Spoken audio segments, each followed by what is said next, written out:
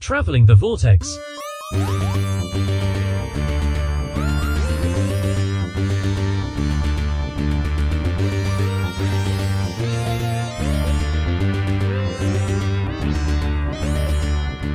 We've joined Doctor Who as he journeys into time and arrives at episode 579. I'm Keith.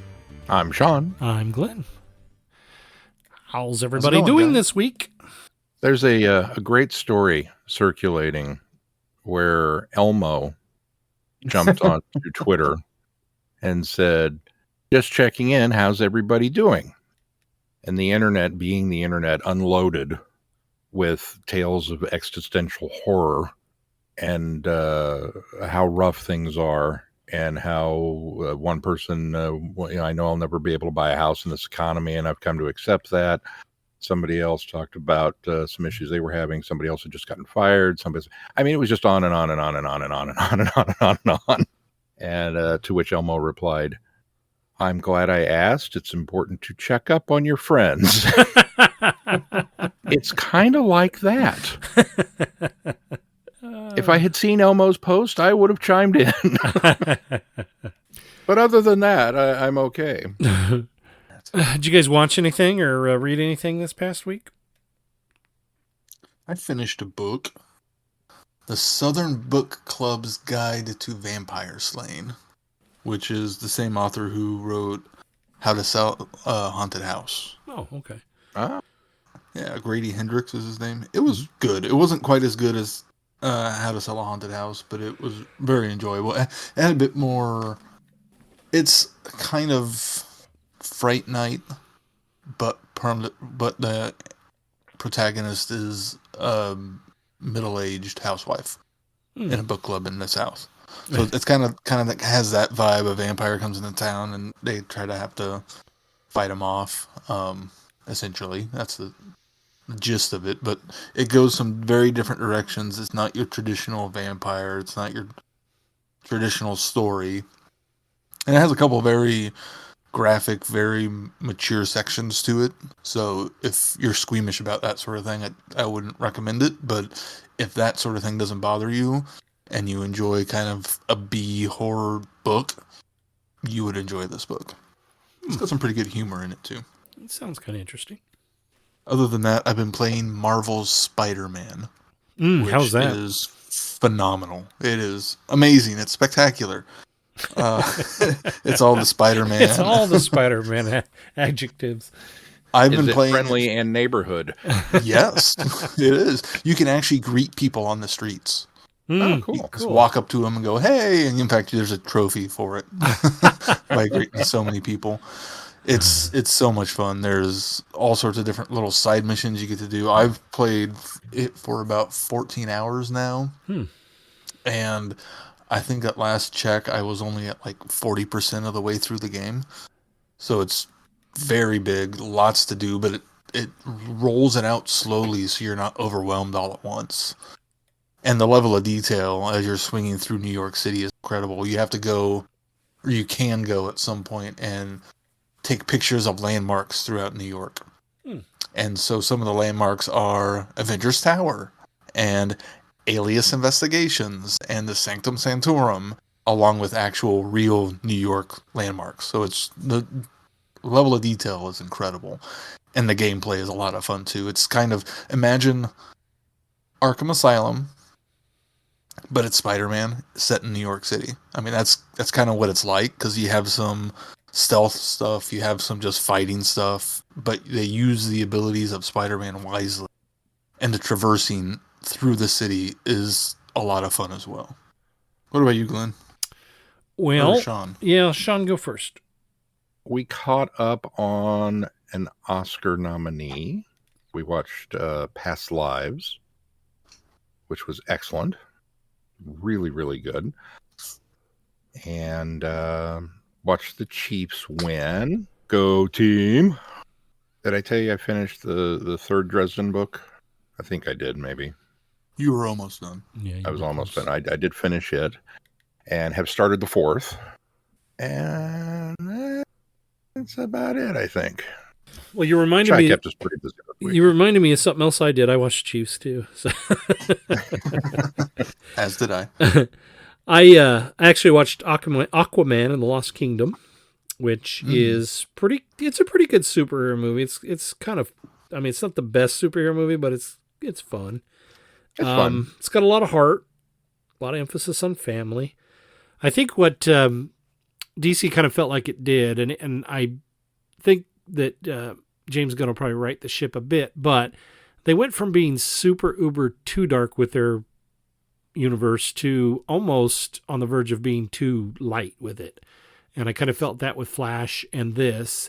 And don't get me wrong, And the first Aquaman too. I don't think that the first Aquaman. I think the first Wonder Woman movie and the first Aquaman movie to me was the right balance of light, fun, superhero film. This one and the Flash and probably even the second Wonder Woman movie just kind of felt like they went a little too light with them. But now, don't get me wrong, I would much rather see light, fun superhero movies as opposed to that Zack Snyder stuff. But but overall, I liked it. It's not bad, and it's unfortunate that this is where the original DCEU bows out because I think we've finally untidily gotten invested in some of these heroes and some of the good ones like Jason Momoa's Aquaman, which I've really enjoyed. Gal Gadot's Wonder Woman, great. And even I'll say it. The guy that plays Bruce, thank you, Ben Affleck for Bruce Wayne has been great. Probably the highlight of the Snyder stuff. I listened to the Smartless episode with him, and he said he finally figured out how to play the character Flash. Oh, at least that's how he felt. And then I finished the first season of Monarch: Legacy of Monsters, and I can't say much because you guys are not done. But the last episode both was epic and blew me away, and then made me mad because it's obvious that they're setting up the next season, and where it went, I didn't want it to go, but it couldn't have gone anywhere else. So it's going to be very cool how they set up the next season. So, or how they deal with the next season. I think it's going to be kind of cool. Hello, fellow time travelers, and welcome to the Doctor Who Target Book Club podcast, the only podcast to discuss, in story order, all the Doctor Who novelizations. My name is Tony Whitt, and every 2 weeks or so, I'm joined by a 2 to 3 person discussion panel, including our so-called expert who's been a Who fan since 1979. That would be me. We also get the views of intermediate, casual, and novice fans who either have never seen the show or who have never read these books until these podcasts, including Dalton Hughes and Alison Fitz-Seyfried. You can find us on iTunes, Stitcher, Spotify, or wherever you find good podcasts, or even ones like ours. You're listening to Traveling the Vortex, a Direction Point podcast.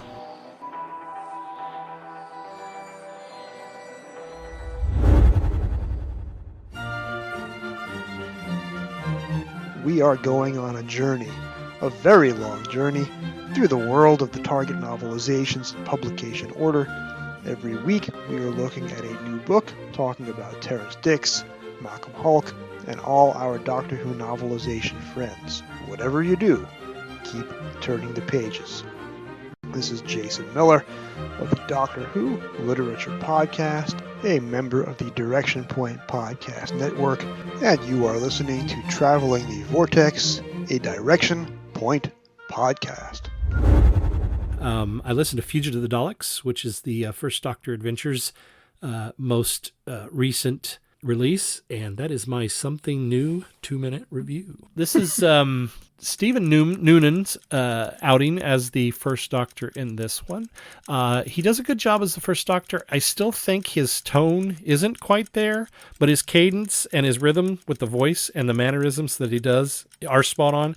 So it's one of those, just like Tim Treloar for me, when I start listening to him as the Doctor, I have to settle into it. And once I settle into him portraying the First Doctor, then I'm invested, and he is the first Doctor for me. It just takes a little bit to get into it. This one also stars Vicky and, surprisingly, Dodo, which I thought was an interesting addition. Vicky is Maureen O'Brien returns. She's a much stronger character than she ever was as a companion than she ever was in any of the series. And she was a good companion, don't get me wrong, in the series, but she's really strong in this. And I think she really carries a lot of it. The Doctor ends up showing up in, I guess, ancient Troy, not long after, it's not long after. For him, it's not long after he left her, but very much for her because she's grown old and has a grandson now. And TARDIS materializes, and she doesn't know why he could possibly be there. And so the adventure ensues. There is an element to the story that I kind of caught on to early. I don't know that that was to its detriment. And I think part of the reason why I figured out a surprise that was revealed about halfway through is because it's something that I previously thought would be cool to do in a Doctor Who story. So I think my mind was already there, and that's why I kind of figured it out. And then Dodo Chaplet is played by Lauren Cornelius, who does a good job as the character. Unfortunately, I think the character is very underused in this. She shows up kind of... She was in the show. Well, yeah. She shows up kind of late. I think the character has more potential to kind of expand and explore that element later on in more releases as they go. So I'm looking forward to them doing that. But in this one, it really kind of felt like she was underused. But I really felt like that Lauren Cornelius did a good job as Dodo. I believed that it was her. And I think she does honor to the character that Jackie Lane did. With also kind of giving it, like I say, being able to expand the characters. So I highly recommend it. It was a lot of fun, and that is my Something New 2-minute review. Nice. Was a surprise involving Daleks? Well, since they were in the title, no. The title. No, I think... Wait, there were Daleks in this story? Just without giving anything too much away, the Fugitive was the surprise.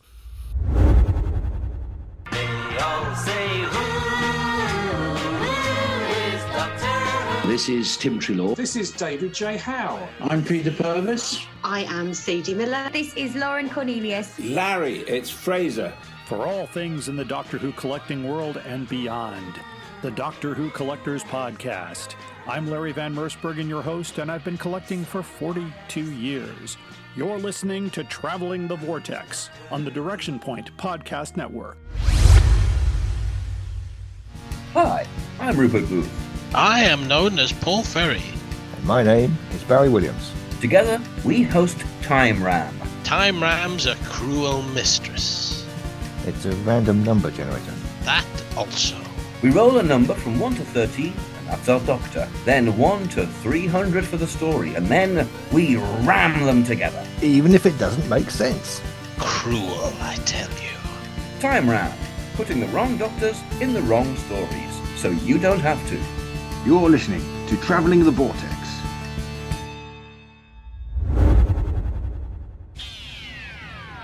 You are invited on an adventure across all of time and space, in a completely random order. It's the Police Box in the Junkyard podcast. Jump in the TARDIS with your hosts, Eric Gulbranson, Asad Kheshki, and Matthew Kressel. Explore Doctor Who TV stories, audio adventures, and books, both novels and non-fiction. The Police Box in the Junkyard podcast. It's the entire Whoniverse on shuffle. The Police Box in the Junkyard podcast is a member of the Direction Point network and is available about once a month wherever you find your podcasts. You are listening to Traveling the Vortex.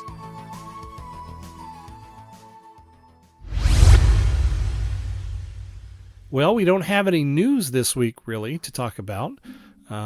So I'd say let's just get right on with the topic of a discussion, which is Doctor Who Journey into Time. And I lost my document that sets this up. Sorry, guys. Let's see, the synopsis I have is not very good. Yeah. Well, it's basically what if.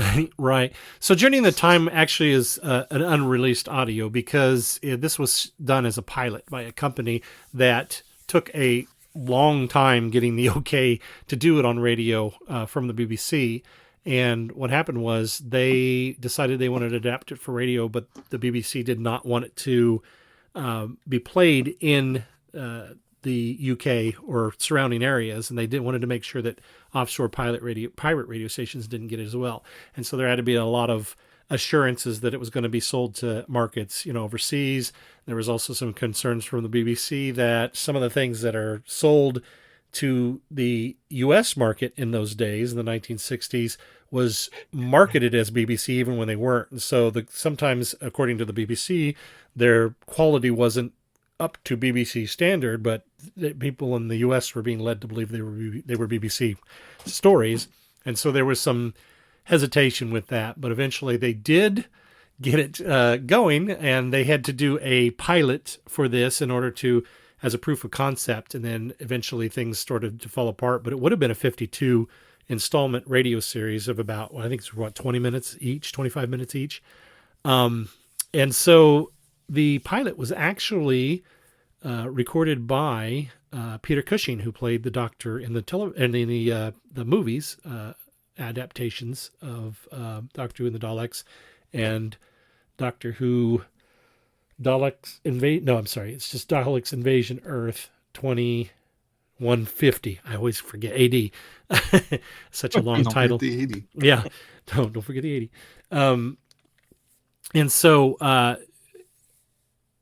that's where we land on that. And what we did is we found a group called Beermat Productions, and I will have a link on our website and in the show notes for this episode so that you can go check it out, because they have done some other productions as well, but they actually, the script has been reprinted in Nothing at the End of the Lane, issue 3. They were able to get it, and there's a really nice write-up on Journey into Time and how it kind of came about. And so these guys took the script that is available, and they made their own audio, and that's what we're going to be reviewing right now.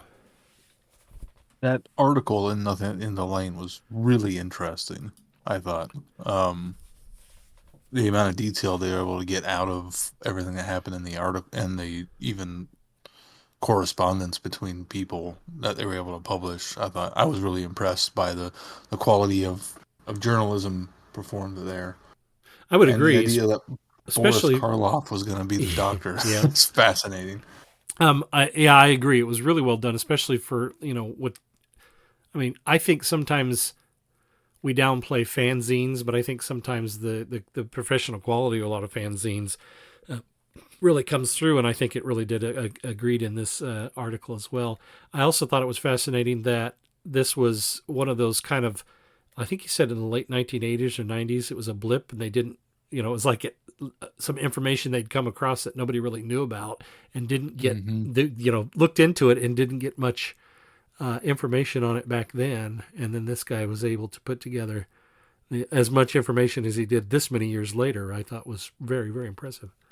I think it was a pretty comprehensive history of why this thing didn't happen. Yeah. There's investigative reporting, and then there's crawling around in the mud of the creek bed, kicking over rocks. And that's this is definitely the latter. Yes. Yeah. There were so many. I'm right there with you guys. There were so many little, oh, wow, really? I found myself kind of repeating that mantra throughout the read of it. Yeah, yeah. Well, what do you guys think? Number one, I think this Beermat Productions, for an amateur group, does a really, really good job with what they've got. It does sound like maybe this was, some of these parts were recorded remotely, but overall the quality of the production is really good. It's right down to the fact that they've got some really good music as well. Yeah, agreed. I think it surprised me. Kind of in some ways the same way that Mission to the Unknown surprised me with the level of quality that went into the fan production. I didn't know what I was getting into this week. So it was a pleasant surprise all the way around. Be like, this is actually kind of a cool story for being essentially a alternate version of Unearthly Child, and yet not. And then it's a fan produced audio, and yet not, because it sounds too good to be a fan-produced audio. Right. Just kind of across the board. I was very pleased with it. Certainly, Sean, did you read the article before you listened to it? No, I did the other way. I listened and then went back. Okay. Yeah, so did I. I wasn't as impressed by the story itself. I was kind of hearing the title, Journey into Time, not doing any research into what it was, and this diving into the story. I was a little disappointed that it was just kind of a retelling and reimagining of An Unearthly Child. And the story itself, not quite scripted as well, I think, as the TV series had. It's an interesting idea and a cool concept of, okay, well, let's change kind of the Doctor's personality and make it like the movie, and what would that pilot be like? But it was, overall, I was kind of like, the story left me disappointing. The back history of everything makes the entire situation more interesting to me. Mm-hmm. So I kind of land in the. You said make it more like the movie, but I don't even think they went that far. It's certainly not the Doctor that we're familiar with from the TV series, but I think that was a choice. That was we're kind of making our own thing by borrowing from something that already exists, and I don't think it even goes as far as to liken itself to. Although I think his temperament and mood is maybe closer to Hartnell, the characterization of the Doctor is probably closer to the Cushing Doctor, and Cushing probably would have played it very similar to how he did. And obviously it's another actor playing it in this, but would have played it much more as he did. But I really kind of feel like the characterization isn't even really the Doctor from Doctor Who from the movie versions either. Which it shouldn't be, because Malcolm Hulke actually wrote the script for this, so it wasn't like Terry Nation or David Whittaker writing for the films.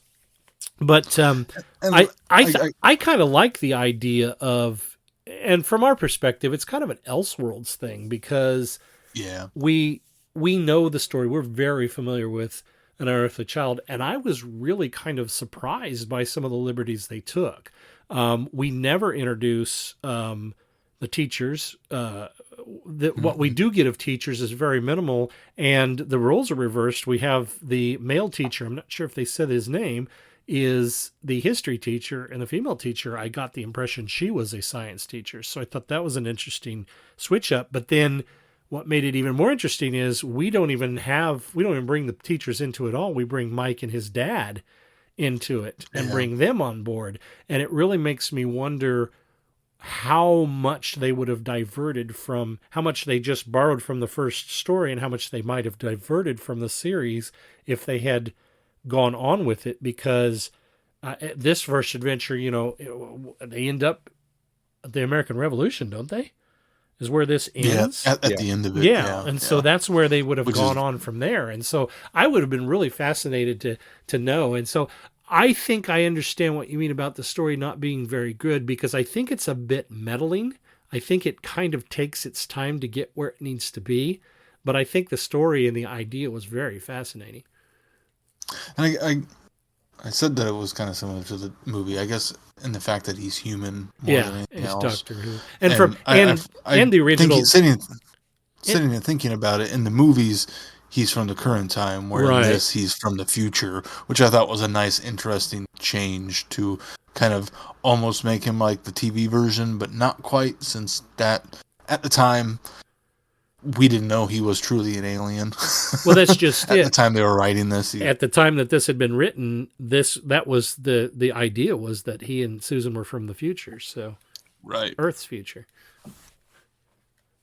I think that's for me, that was one of the most interesting things about it, is that, it opens and it seems like it is just an alternate telling of Unearthly Child. Okay. And Keith, you're right. The story's kind of middling as it goes.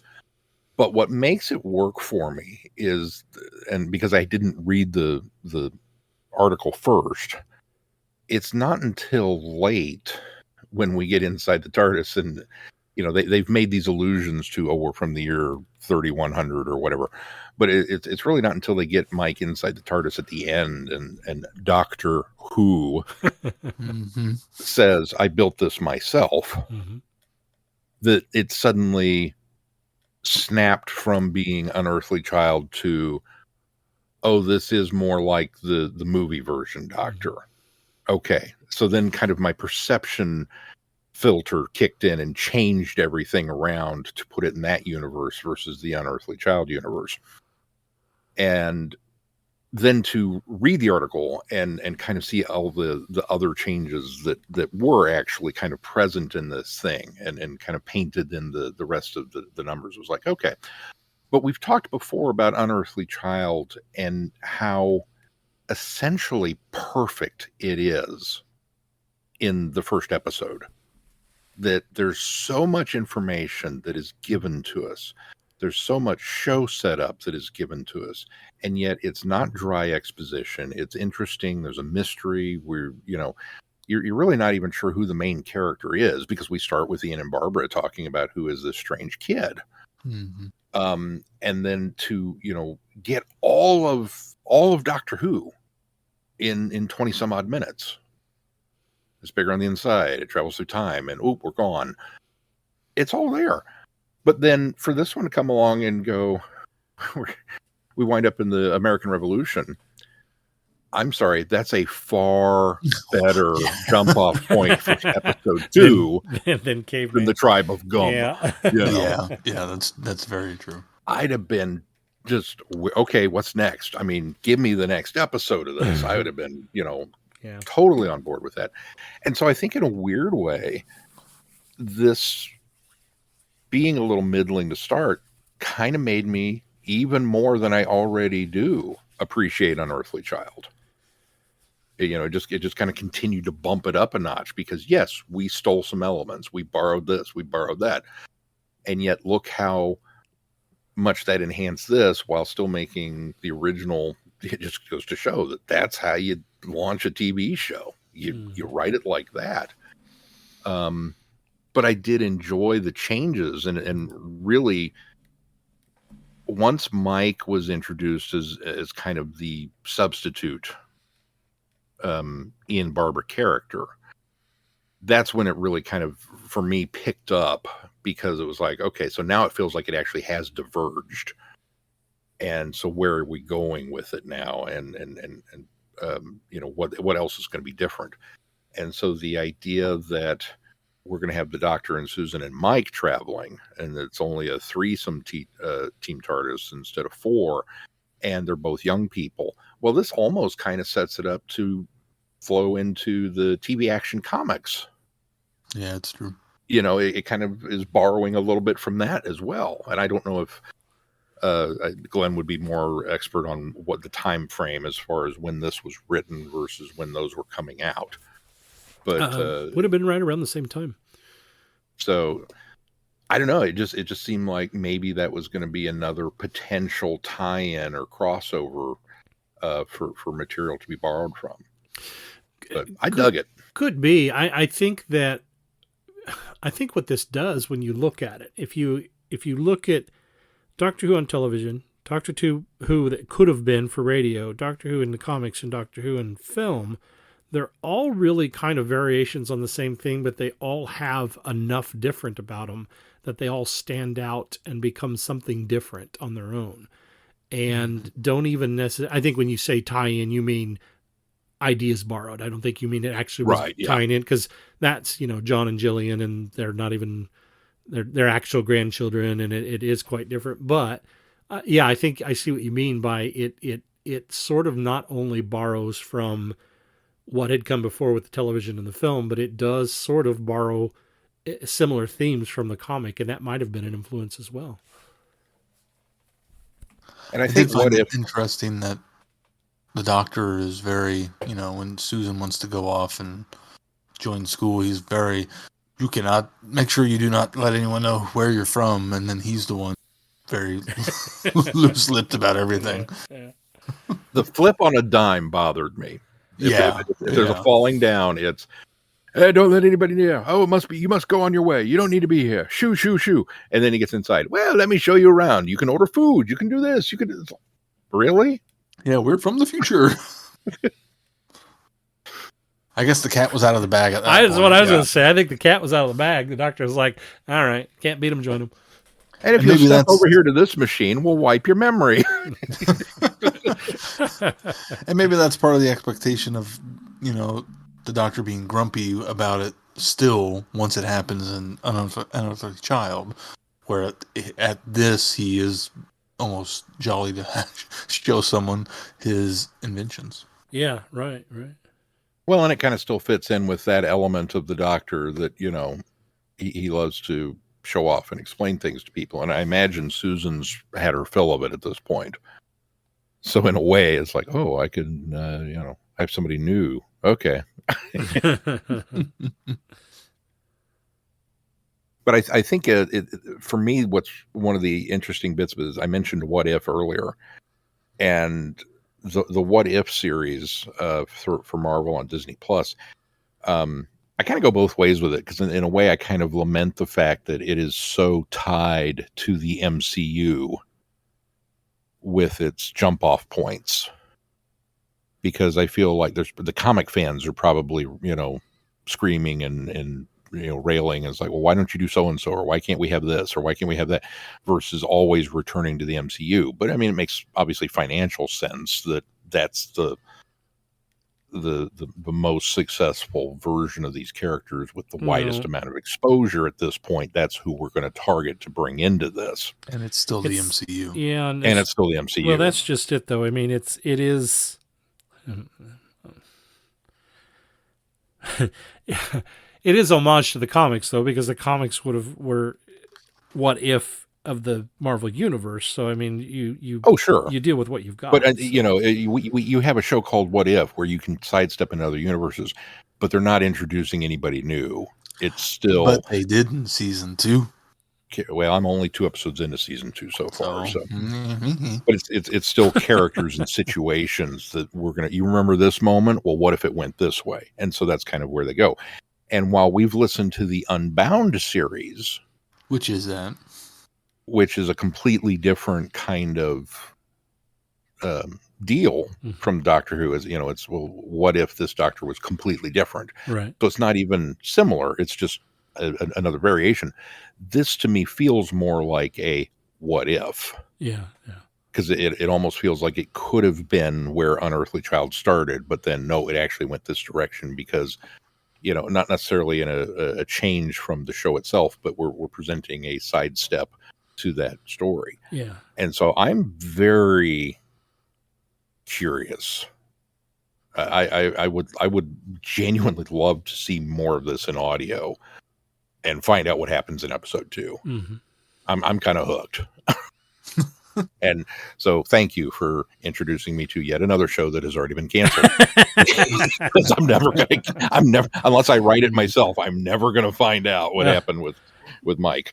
Brace yourself, because we've got a lot more of these going as we progress with our Lost Media episodes.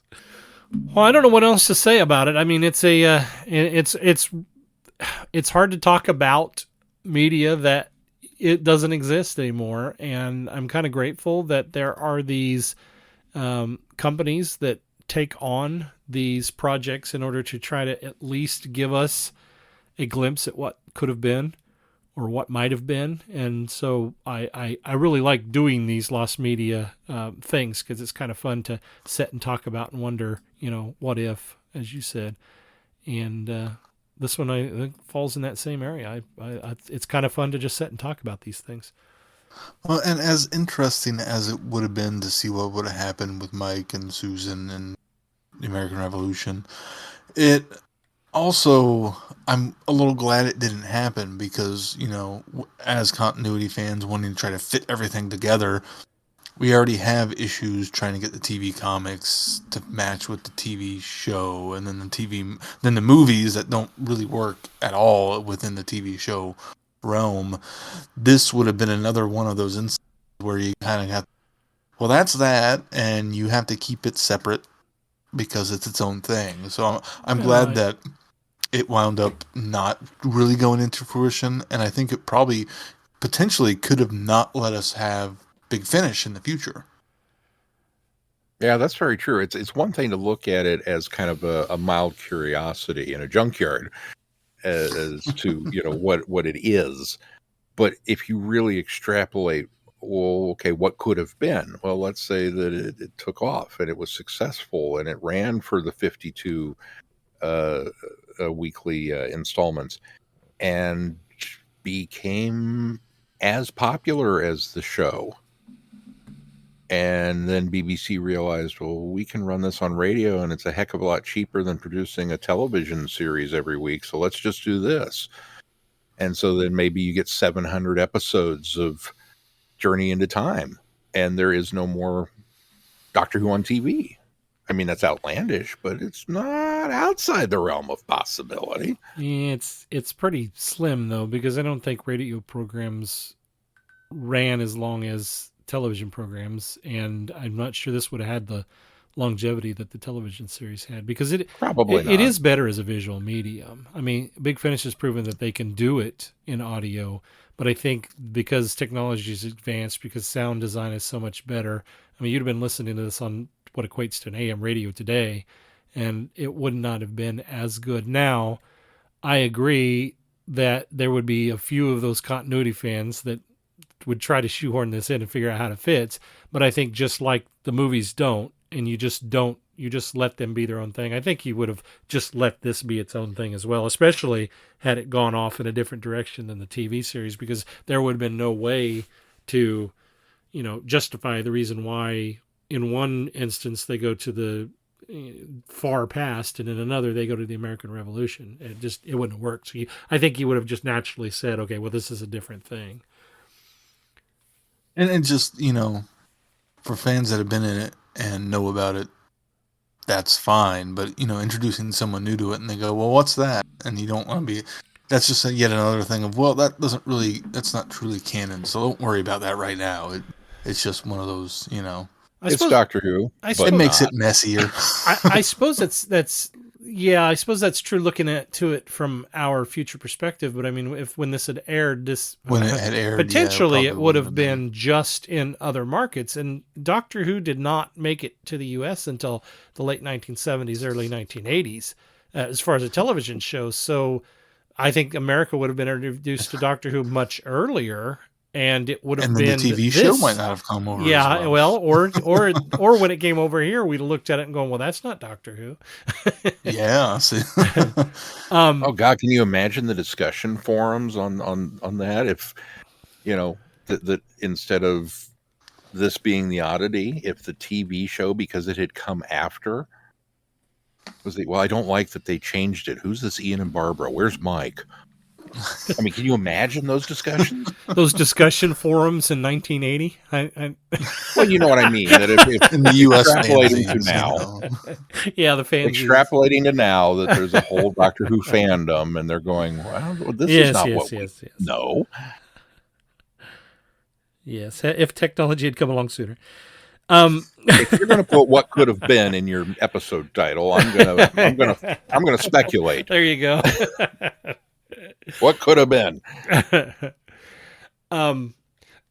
Back to that article, one of the things I found fascinating, and I think I sort of read between the lines, is did anybody get the impression that, and I can't remember the name of the company that was producing the actual radio series, but did anybody get, because it went by two different names, but does anybody get the idea that they were really, the reason why this didn't happen and fell apart is because they were trying to get it commercialized and played in the UK, and that that's the impression they got. It felt like the overseas stuff was almost a bit of a ruse in order to convince the BBC to allow it to be played on commercial radio in the UK. I just thought that it really felt like this would have happened had they gotten that component, but when they realized they weren't going to get that component and they weren't going to get those marketing dollars in the UK, that they just kind of let it flounder and fail.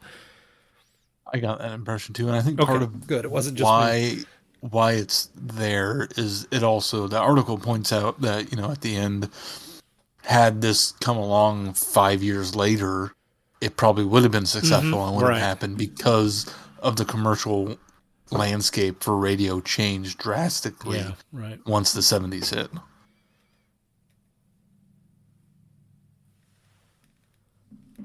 Fascinating stuff. Well, Sean, do we have more fascinating stuff coming up on the schedule? Always and forever. At Next least up, we hope.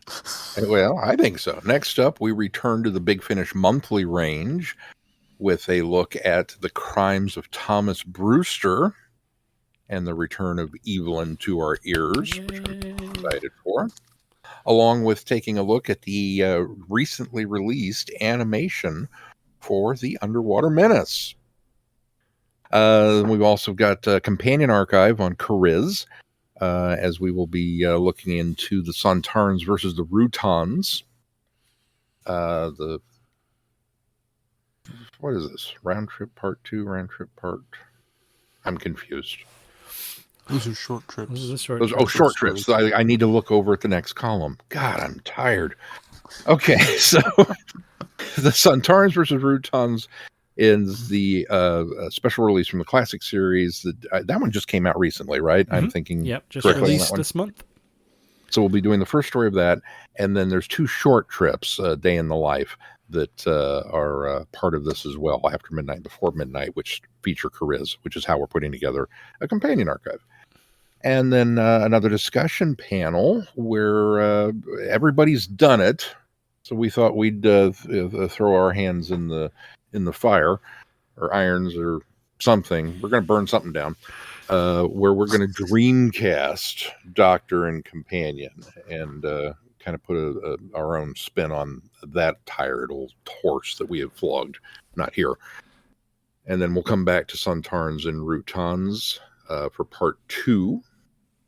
And then finally, long awaited, returning to the world of Lethbridge Stewart. With the Laughing Gnome. We're ready for Lucy Wilson and the Bleedo Cadets, and we're finally, I feel like we owe Tim Gramble an apology, finally getting around to the Candy Jar books for that. And, of course, you can find more information about this on our website, travelingvortex.com. If you get any value out of this podcast, why not consider putting some value back into it? You can do that by joining our Patreon. If you do that, we give you access to some behind the scenes and other audios and specials from us. And please consider giving us a 5-star review wherever you subscribe to this podcast.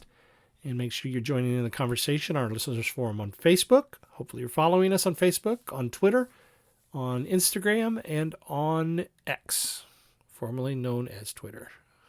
I think I said Twitter before. TikTok is where I was going next. TikTok. We're also on TikTok. Anything else we need to talk about before we close this show? If not, until next time, I'm Glenn. I'm Sean. I'm Keith. Cheers. Good night, everybody. Be seeing you. Thanks for listening. You have been listening to Traveling the Vortex. Doctor Who and all of its associated programs are owned and trademarked by the BBC. No infringement is intended or implied. Direction point! Direction point! A Doctor Who podcast network.